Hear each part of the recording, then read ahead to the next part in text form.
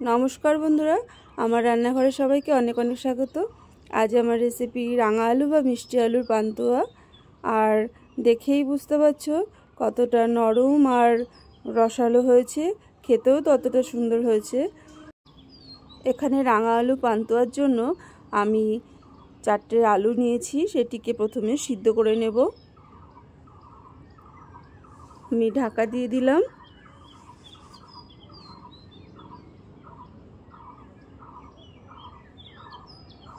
আমি একটা কাঁটা চামচ দিয়ে দেখে নিলাম সিদ্ধ হয়েছে কিনা। তো সিদ্ধ হয়ে গেছে। আমি এবার জল থেকে তুলে নিচ্ছি। জল থেকে তুলেই নিতে হবে, আর নয় জল শুষে ক্যাতকেতে ভাব হয়ে যাবে। রাঙা আলুগুলোকে সাইডে রেখে দিলাম। আর এদিকে চিনি সেরার জন্য আমি 400 গ্রাম মতো চিনি নিয়েছি, আর সেই পরিমাণেই জল দিয়ে দিলাম। এরপর এটি ফুটে উঠলে আমি লেবুর রস দিয়ে দেবো 1 ফালি। এতে করে আমার চিনির শিরাটা জমে যাবে না। লেবুর রসটা দিয়ে দিলাম, আর 5টা এলাচ দিয়ে দিলাম। এবার ভালোভাবে ফুটে গেলে ঢাকা দিয়ে রেখে দেব। এদিকে মিষ্টি আলুগুলো ঠান্ডা হয়ে গেছে। আমি এবার এগুলোকে ছাড়িয়ে নেব একে একে।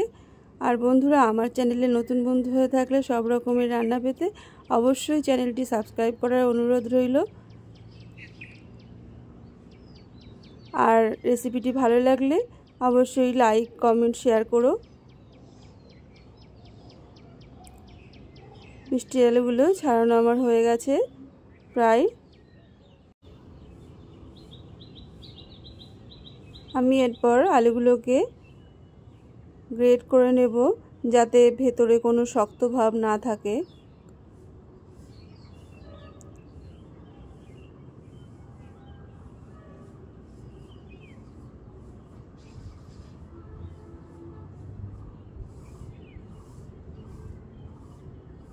এরপর আমি এখানে 2 চামচ ময়দা দিয়ে দিলাম, সামান্য বেকিং সোডা আর গুঁড়ো দুধ দিলাম 50 গ্রাম মতো। আর এদিকে ছোট চামচে 2 চামচ ঘি দিয়ে দিলাম।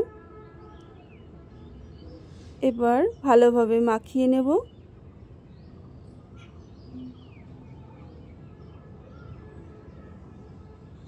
মাখানো হয়ে গেছে।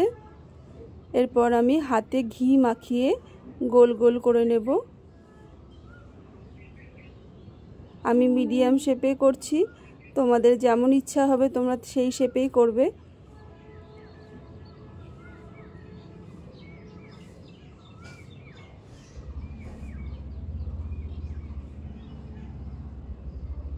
এইভাবে একে একে আমি গোল গোল করে নেব।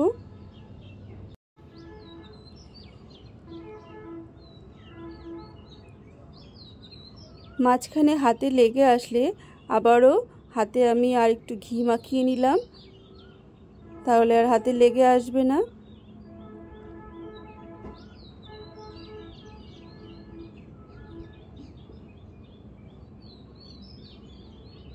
আমার সব কটা গোল করা হয়ে গেল প্রায়।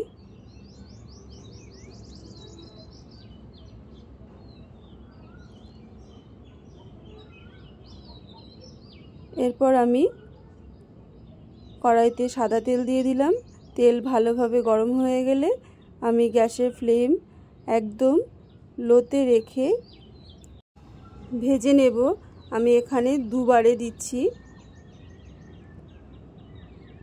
আর আস্তে আস্তে নেড়ে দিতে হবে। তো দেখেই বুঝতে পারছো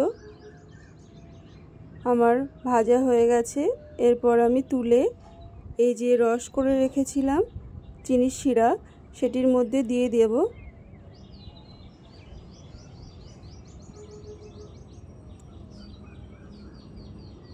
এই একইভাবে আমি বাকিগুলো ভেজে নেব। এগুলোকেও আমি এই চিনির শিরার মধ্যে দিয়ে দিলাম। এরপর আমি এটিকে গ্যাসে বসিয়ে দিলাম। একবার ফুটে আসলে গ্যাসের ফ্লেম বন্ধ করে দেব।